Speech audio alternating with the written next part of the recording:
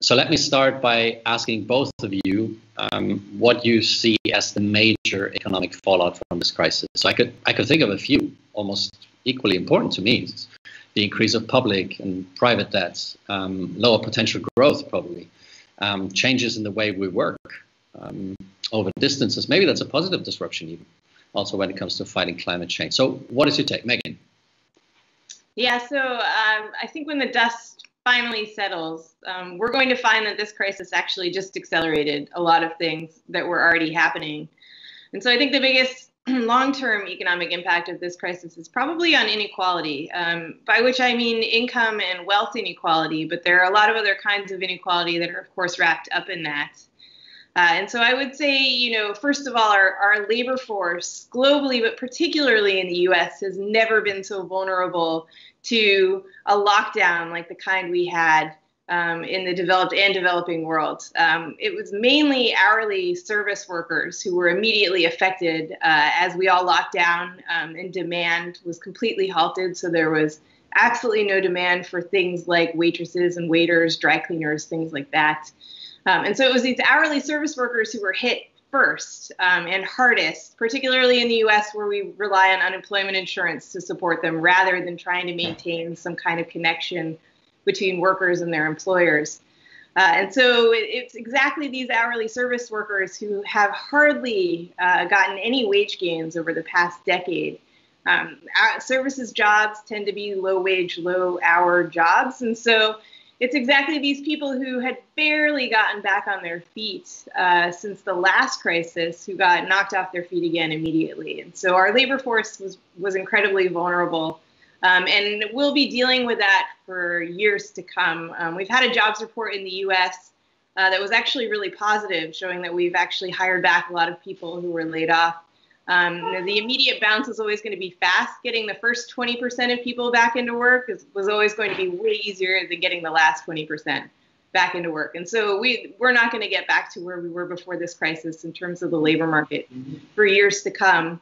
And also, I think a few of the trends that were driving inequality are probably also accelerated. One is market concentration. So you get these industries where you have superstar firms that come up. And so you end up with only a few really big employers in an industry. And if you're a worker, that means you don't have that many choices for where to work. So you don't have much wage bargaining power if you want to switch jobs. And so that also is part of the reason that wage gains have been so weak for so many workers since the last crisis. And, as I look outside, I see all these independent shops that have shuttered. I don't think most of them are coming back. And who's going to come in to fill those spaces? It's the big companies that have access to capital markets to get through this deep freeze of our economy who are going to come in. So that will probably exacerbate this market concentration. It's also the tech companies who have really benefited from this crisis. We've had a massive equity rally in the US, but that's largely been driven by the FANG stocks, so Facebook, Amazon, Netflix, Google, Apple as well, and then Microsoft. And then on the other hand, healthcare companies have done really well. And healthcare is another industry where we've had massive market concentration. And it makes sense that those companies have done really well, that investors would bet on them in the face of a pandemic. But it also means we'll probably have more market concentration. And then I'd be remiss if I were sitting in the US and didn't mention the whole racial aspect of this. It's been well documented that ethnic minorities have been hit much harder than white people generally in this crisis. And, in the US, there's a lot of protests going on about police brutality, but there is a race issue in the US that's existed since the Civil War that's never fully been dealt with. And I think that's all coming out of it. I think these protests wouldn't be happening if we weren't just coming off of a lockdown where ethnic minorities were really hit harder. And so I think that inequality will be exacerbated off the back of this as well. And we're discovering, a lot of us, even in don't have the programs to support the most vulnerable in society. So, maybe one of the positive outcomes is that we'll figure out how to protect those people better. I mean, we had the NHS and council flats come out of the world wars, and the US Social Security was born out of the Great Depression. So it's possible it might happen. I think there's more chance for that in Europe than there is right now, politically speaking, in the US. I'll finish my comments there. Thank you very much. Adam, this is So at the start of the crisis, there were people saying, well, this is a crisis that hits all of us, that hits all countries, that hits all people, a sort of great leveler. Was that always naive to think that, Adam? Yes. Obviously. I mean, it doesn't hit us all equally as a medical event. One of the premises of our entire relationship to this crisis is that it kills only certain people. The rest of us basically aren't living in fear of our lives most of the time. As Megan's outlined, it affects people in society in very different ways, depending on how secure their circumstances are in the labour market, their housing. And it turns out also that it's really closely linked in various ways to various race-specific forms of economic and social disadvantage, which are very manifest in the United States. So yes, that was always nonsense. Given the levels of inequality in our societies and across the world, any claim like that should be treated, taken with a pinch of salt. There's virtually nothing about which that's true. I broadly speaking agree with Megan's analysis of the impact of this crisis as accelerating existing trends. And I think you could say that for the world as well, in the sense that, for instance, the deterioration in relations between the US and China, which is going to dominate the geopolitical and geoeconomic story going forward, was already in the works and has been amplified by the way in which both sides have chosen to treat this crisis. It's never a matter of determinism. It's in this case definitely a matter of choice. But if there was one area that you would highlight where there's actually a discontinuity, I mean, perhaps most spectacularly in Germany, is in public debt. We have been shaken from a regime in Germany which was bent on consolidation, which was in a remarkable, historically unusual, comparatively unusual way paying down public debt, systematically reducing the quantity of sovereign debts, IOUs, available to financial markets and investors, to one in which Germany, and like every other advanced economy, in fact, I think every member of the G20 except Mexico has embarked on one or other form of large-scale stimulus. And this is a discontinuity. We'll see it forever in the numbers. It's a discontinuity on the scale of the last great financial crisis of 2008. It's a discontinuity in some countries on the scale of World War I and World War II. So it's a very dramatic step change in the order of 10 to 20% of GDP. Obviously, the dust hasn't settled yet. We're only a couple of months into this. We don't know how far and how protracted the burdens will be. And this is, however, it's clear, a second order effect, right? So again, this is a matter of choice, but it's remarkably uniform across all societies, including low-income countries like India, to respond to this crisis with various types of government assistance. And that will create a legacy. So it's not just a shock, it's a shock with persistent effects going forward from here. And the politics of how we deal with that debt will be one of the dominating issues. It's not just a matter for the current moment, as we saw after 2008. Much of the really tough politics starts once the emergency has passed, because during the emergency, everyone can agree that we need to spend. And then at differing paces, depending on where you are and who the actors are that are involved, the question of how we settle this, how we pay this back, how we consolidate, those questions return with a predictable kind of persistence and force. And that, I think, is something we have to brace for, especially those of us who are interested in expanding the scope of progressive politics. So if we focus on these two issues, inequality and debt, if we look at the policy options available and to what extent we can learn from the past, do you think this crisis also acts as a catalyst to embrace ideas that were seen as too radical, too extreme before? You said that, Adam, there's a discontinuity. Megan, is there one such an inequality too, in a way that, this crisis is such a catalyst for further inequality that now is the time to address this, for example, in the US? Yeah, so, at the end of my previous comments, I tried to kind of introduce a kernel of hope that often when we have massive structural breaks like world wars or the Great Depression, you do get some kind of new programs coming out of it. So that is the hope. Now, the reality might be different. We were already having more of a debate on inequality in the US in particular, where inequality is turbocharged relative to the rest of the developed world, at least, and that's inequality within the country. And so, you had a discussion about a wealth tax, which wouldn't have been on the table previously in the US. Now it's only been on one side of the political spectrum and quite the extreme side of the political spectrum. So it's been on the far left. particularly given we're in an election year. It was, presidential nominee candidates who were bringing this forward.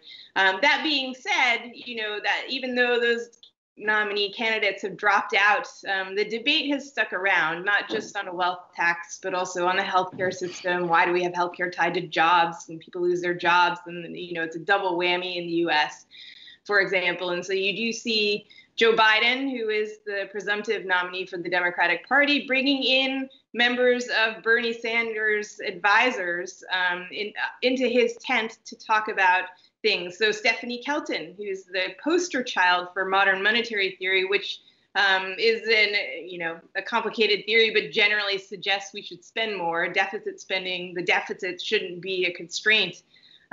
She would have been out in the cold previously, and now it does seem like she's being brought in to some degree, and that suggests maybe we'll get a shift.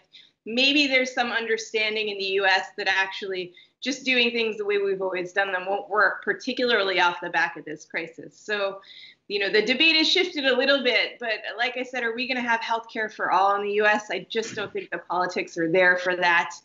So I'm not particularly hopeful that we'll get any kind of big bang, here's a new model for how we're going to spend and support vulnerable people in society. But I do think this crisis will be a catalyst for at least a slight shift further in the debate. And also, I think that the protests that we're seeing that have been sustained longer than many people thought will also be a catalyst, I hope, for a shift as well. So we'll see it a bit. And I hope in Europe we see it a bit too, although Europe's record on protecting the most vulnerable in society is admittedly much better than the US's. Can we stick for a minute with that comparison? Because what I find striking is that, for example, here in Germany, in Berlin, where I sit, people do observe what is happening in other countries and why. So I guess the same is true for the US, so that they see, okay, Europe deals with this differently. Is there any lessons to learn? Is that how the debate works, or is that an US-focused debate only? I'd say the debate is primarily U.S. focused in the U.S. as per always, but there is one area where I think a lot of us have been looking to Europe, and that's just in terms of labor market policy. So I referenced earlier that the U.S. just tends to lay people off and beef up unemployment insurance for people to claim as a way to support people, whereas most of Europe tends to try to keep some connection between the worker and their employer through, work sharing programs. We actually have work sharing programs in about half of the U.S. states. So work sharing does exist in the U.S., but most companies don't know about it. And so it's been kind of under the radar. Yeah, there's not much take up, but there has been a slight debate about which system is better. And I think there are pros and cons to both. I mean, if you consider that entire industries are going to go under, they're just not coming back off the back of this, then maintaining a connection between the worker and their employer isn't necessarily a good thing, because they're going to end up having to go out and retrain and find a new job at the end of the day anyhow. So it kind of introduces rigidities. But if this crisis really is temporary, and then we're going to get demand off the back of it and companies will be able to reopen, then it's much cheaper and easier for companies to maintain a connection with the people who are filling the jobs, know how to do them, understand the company culture, and so they can bounce back a lot faster. And so I do think there are some lessons we can learn from Europe there. And like I said, we have work sharing in the US. We just need to use it and publicize it more. Adam, you wanted to agree? Well, Megan's made a lot of very, very interesting points. I think I, broadly speaking, agree with her pessimistic analysis. I mean, I think in terms of, trying to understand the relevance of earlier periods of dramatic reform, I mean, it is true to say that shocks sometimes create the conditions for dramatic shifts. And of course, we do rather compulsively tend to go back to the 1940s, 30s, 40s as such a moment. But I think we have to recognize, what made the 30s and 40s such a moment. And it wasn't just the shock per se, but the fact that the type of shock it was, above all World War II, required the mobilization. It was a total war that required the mobilization of the entire society. And this gives organized labor a voice. So those changes are the result of good new ideas, the likes of Beveridge and Keynes in Britain, for instance, or the New Deal brains trusts. So there are bright people with good ideas, well-intentioned liberals trying to push the agenda along. But what creates the conditions for their success is a massive shift in the balance of force. which is much more dramatic in Britain than it is, for instance, in the post-war United States, where the interests of the organized medical lobby and the insurance industry, plus the racist South, kill any prospect for universal healthcare in the United States at that moment. It was on the table. It was recognized even then as a necessity. But because that lobby converged, the whites who didn't want to share their hospitals with black people, the medical industry and the insurance industry that didn't want to be sidelined, it didn't happen. And one would have to be able, if you like, to point to a constellation of forces that was dramatically different. Protests in the streets about police brutality may at a maximum, efforts to reform police departments across the big cities of the United States. It's possible that more white police officers who commit flagrant acts of violence against black fellow citizens will end up in jail. But it isn't going to shift the balance of power in the American medical industry or the insurance industry. That's just fanciful thinking. And so that, I think, is what needs to kind of constrain. I mean, this is where Megan is absolutely spot on, right? We need to be very modest about what we should expect. The biggest challenge the biggest demand for a new social democracy in America died with barely a whimper in the middle of this epidemic. Sanders just had the good sense to withdraw his candidacy and to abandon the race. And with that, the entire balance of forces shifts. And it is right that the Biden camp, because they know they need the enthusiasm of young voters to win, are drawing the Sanders people in. But I mean, Megan and I think, both witnessed Larry Sanders' destruction of the wealth tax agenda in Washington this spring.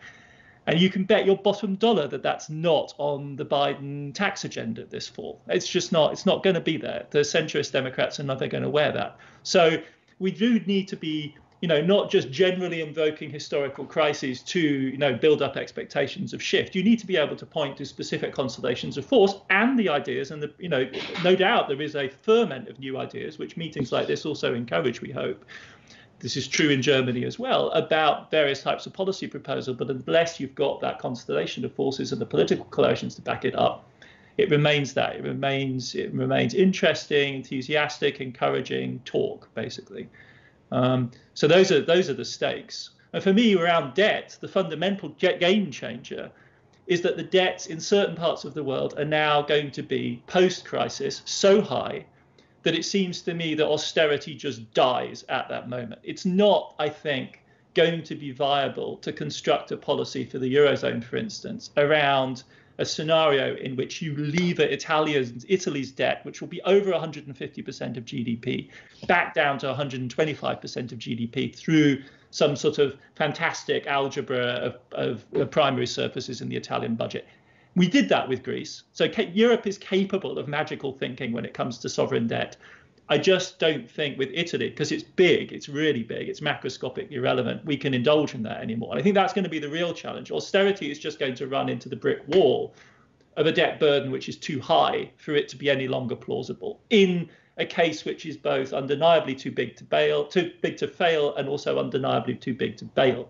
So Italy, I think, is going to be the graveyard of a certain sort of simplistic austerity politics. It's not going to stop people from trying, and it's not going to stop people from talking in those terms.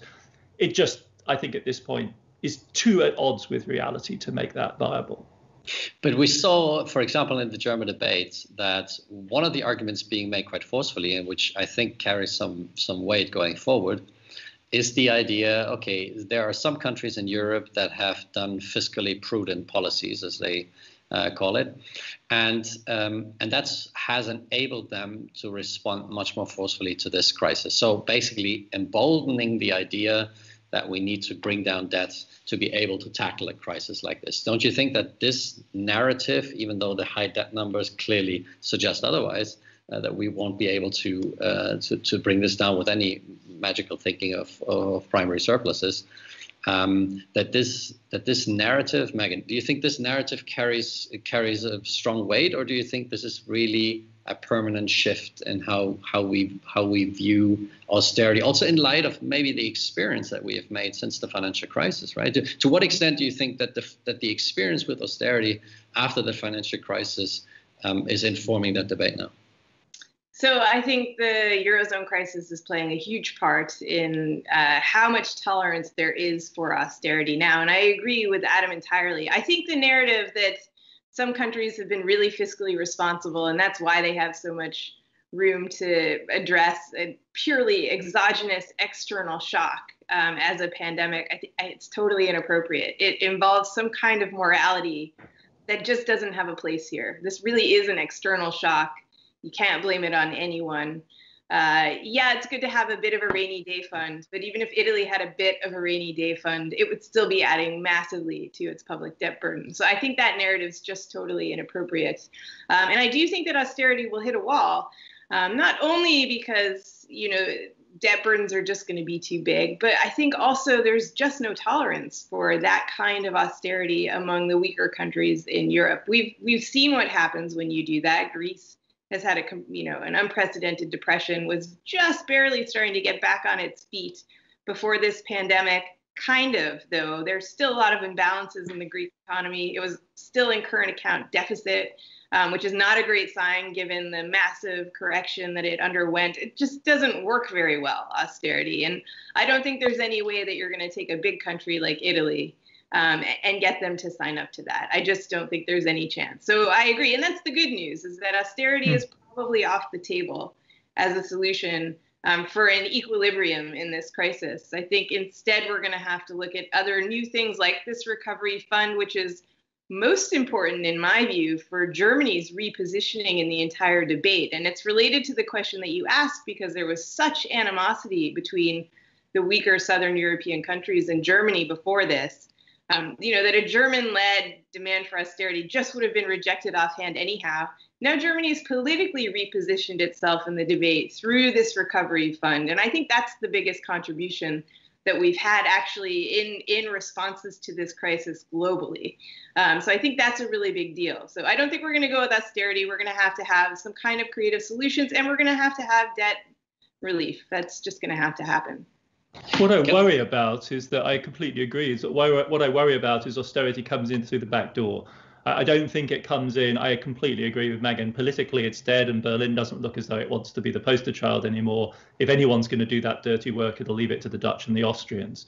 But what I think happens, and this is the sort of thing that Paul Krugman is great in diagnosing, is that a sort of common sense notion of austerity sneaks back in when we start asking questions like, well, okay, fine, we'll spend now because it's an emergency, but what are we going to do later? Surely we need to, and we'll never ever say words like austerity. We'll say things like consolidation.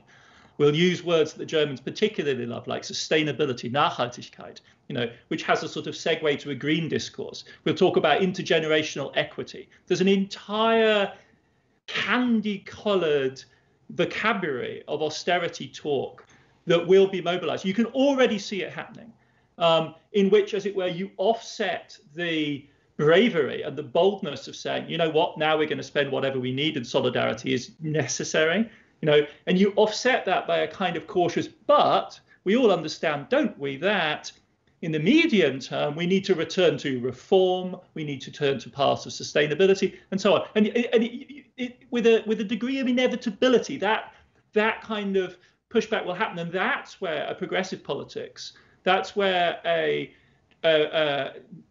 hesitate to say the word, but a radical reinterpretation of what this problem entails needs to set in. It's at that point we say, no, actually, no hands, two wheels. We can do this without making those subsequent moves, because it's in those placebos, apparently seemingly innocent language, that the damage will be done. And that's where the obstacles and the political grit will really come in. And this is where social democracy, and specifically German social democracy, in its post-Helmut Schmidt kind of version, is particularly susceptible to this kind of talk. And the German finance ministry and Olaf Scholz's team are no exception. That is, as it were, how they reconcile their radicalism with a sense of stability and conservatism. And that's where, a truly serious push has to take those comfort blankets away. And can you maybe walk us, the audience, a little bit through how in history countries have dealt with large debt burdens? Because even though I fully agree to say, okay, we need to find a way to deal with this debt burden that does not involve rapid consolidation and austerity. In the political arena, the questions will be asked, okay, how are we going to deal with this? How are we ever going to pay it back? Maybe can you give us a few examples and maybe walk us through how historically debt burdens like this have been dealt with? Yeah. No, Megan. Sorry, both of you. So first I'd say nobody ever pays it back. Ever. You don't pay your debt back. You just hope that you can borrow when it comes due to roll it over. So that's the wrong question to ask, although everybody is asking it. How are we going to pay for this? And because governments are not households and nations don't have finite lifespans. So because they have infinite horizons, this idea that you have to pay it back is one of the fallacies of moving from the household to the nation and to the national budget. That's the beauty of a national economy and a governmental budget, is that it precisely doesn't have a finite time horizon.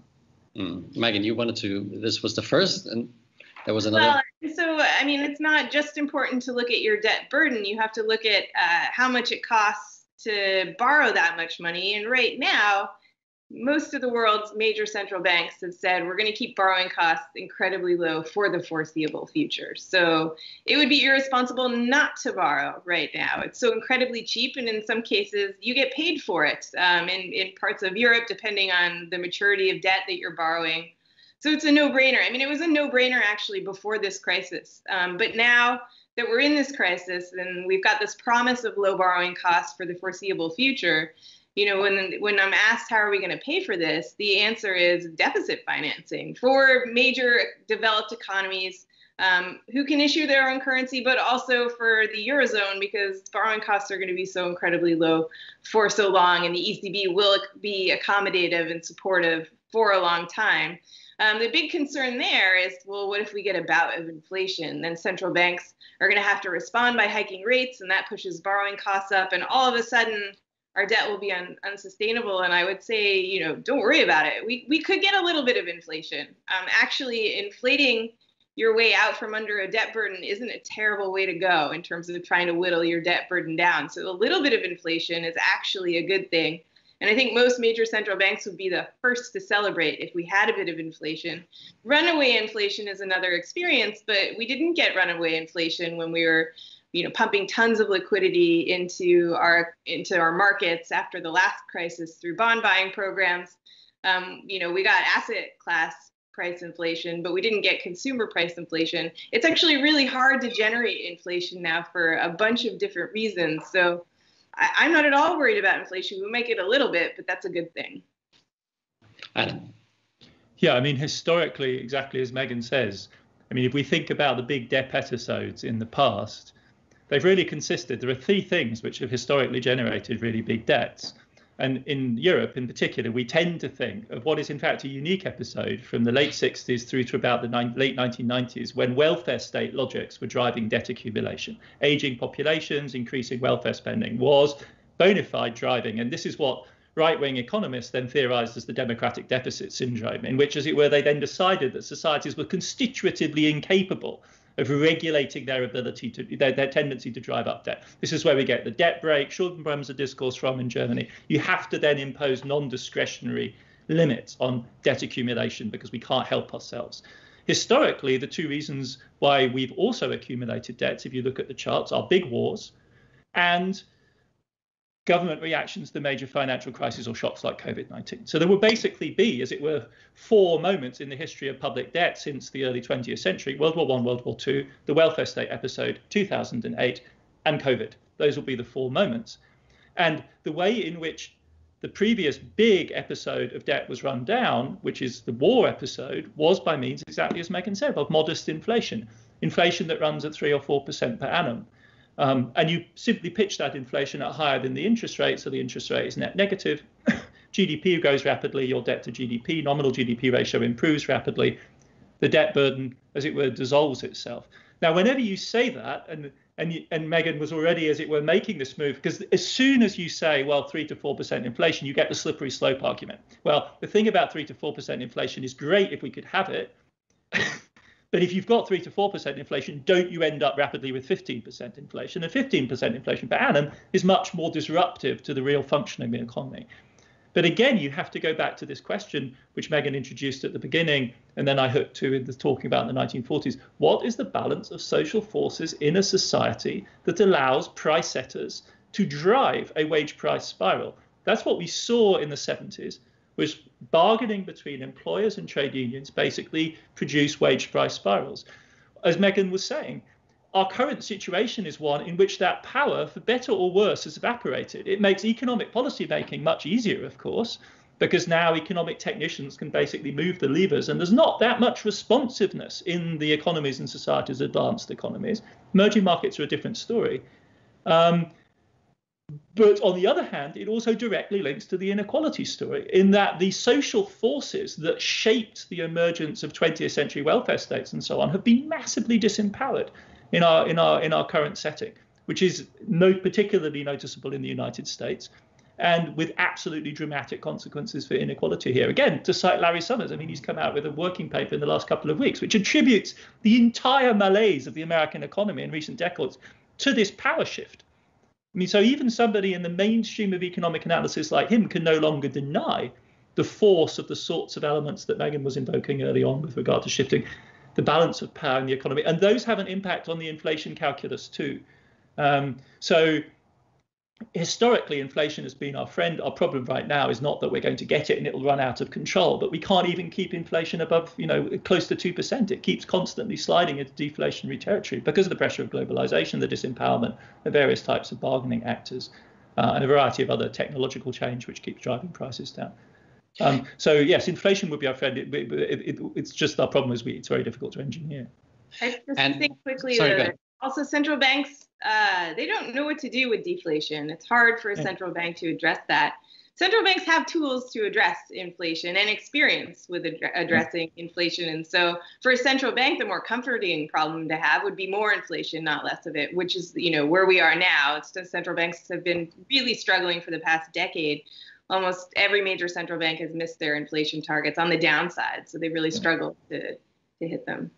And it was Draghi's panicked efforts in 2015 to address that problem that led to the mega QE the ECB did from 2015 onwards, really very large, which ended up in front of the German Supreme Court and has caused the crisis since May. It's specifically the effort of the ECB to overcome that disinflation problem, by all means necessary, that has, as it were, woken the political class up in Germany to the fact that central banking ain't what it used to be. It's no longer that same business, as Megan's saying, of being the firewall against inflation. Central banks are having to do a wild range of other things right now to avoid deflation. And it's worth perhaps saying for this audience, deflation is terrifying, not because consumers don't benefit from lower prices, but because it pushes down the prices for producers. And if you're indebted, furthermore, it constantly raises the real value of your debts.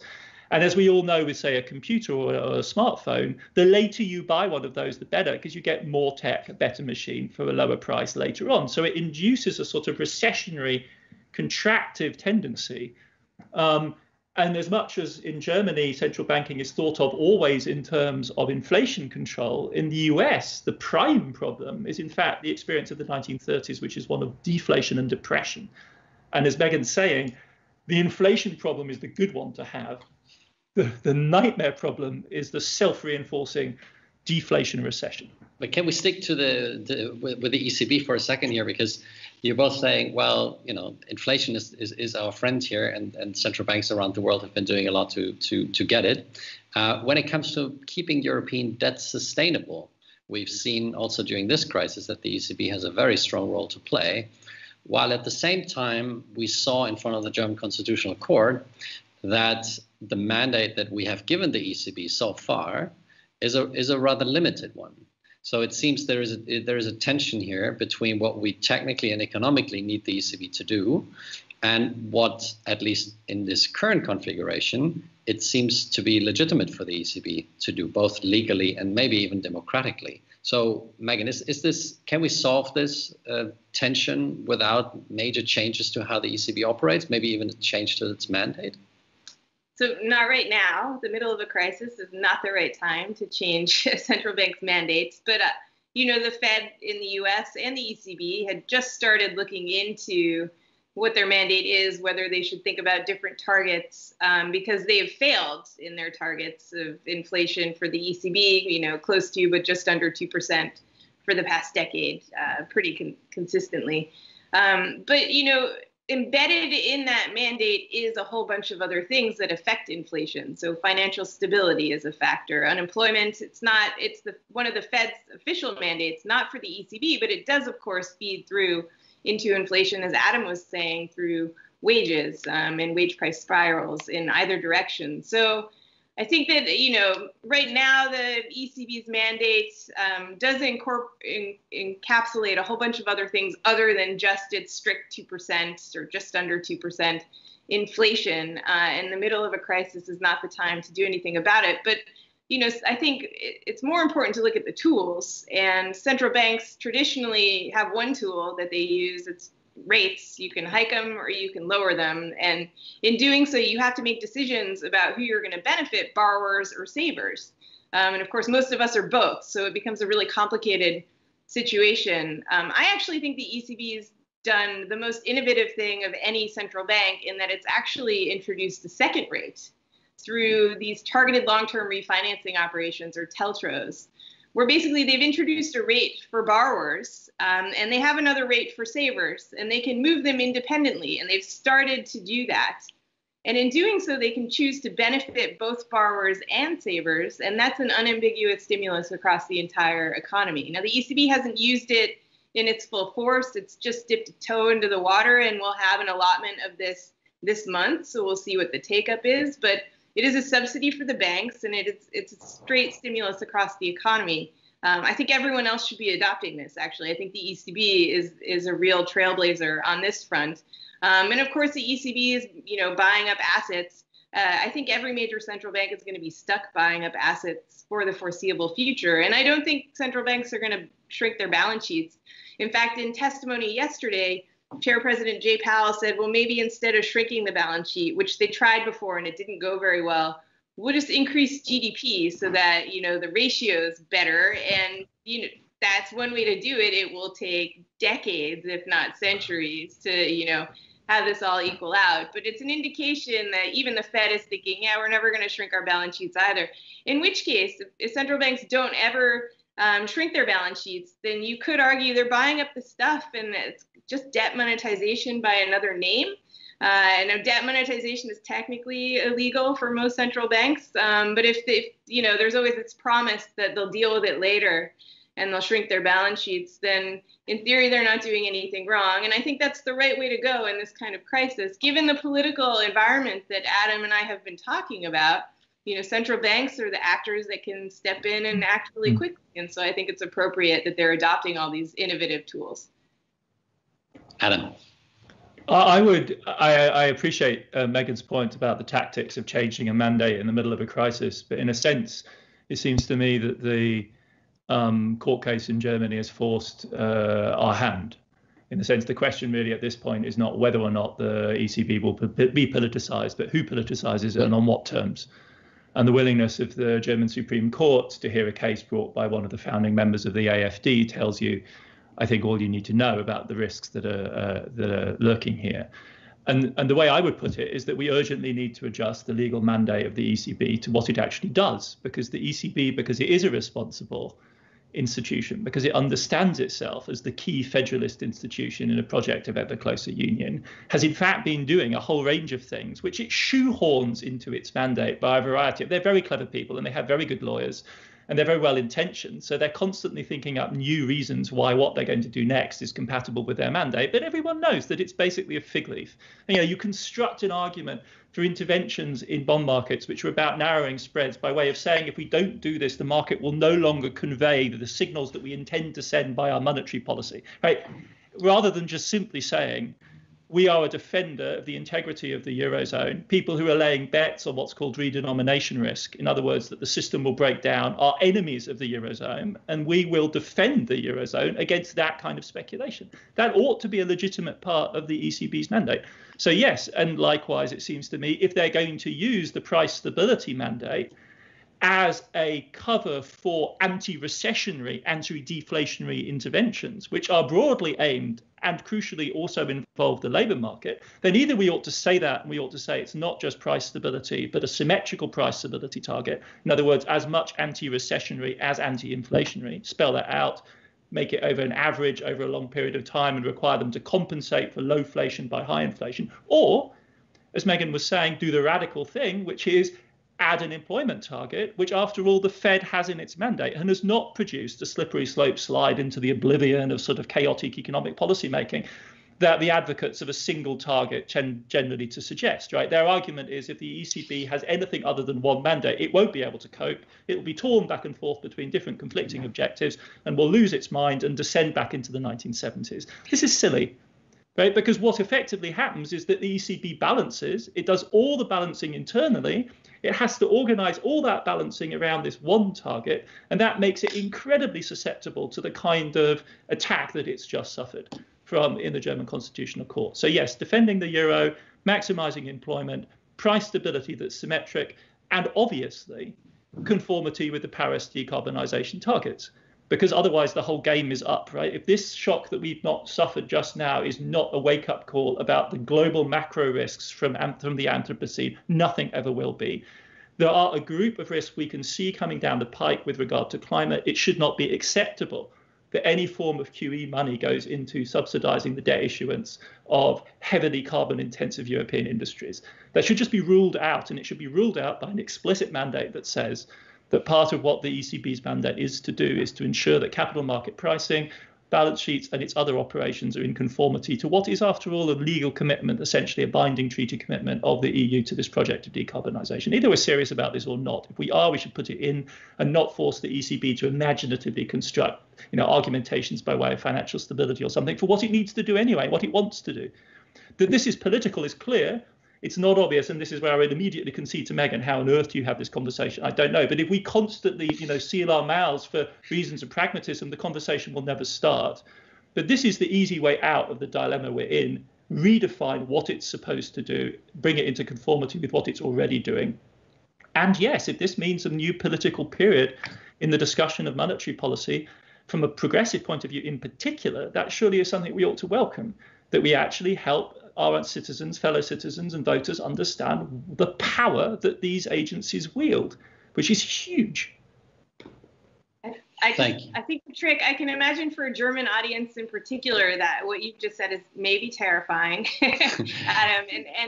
So I think the challenge is you've got unelected officials. So if you've got part of the ECB's mandate is to defend the euro, doing whatever that means, that's tricky. I think it's going to be hard to get everyone to sign up to that because these are unelected officials. Who are they to decide what the future of the Eurozone is? So I do think that's tricky, but I agree that unemployment should be part of it. One area where Adam and I are diametrically opposed, strangely, is on the climate thing.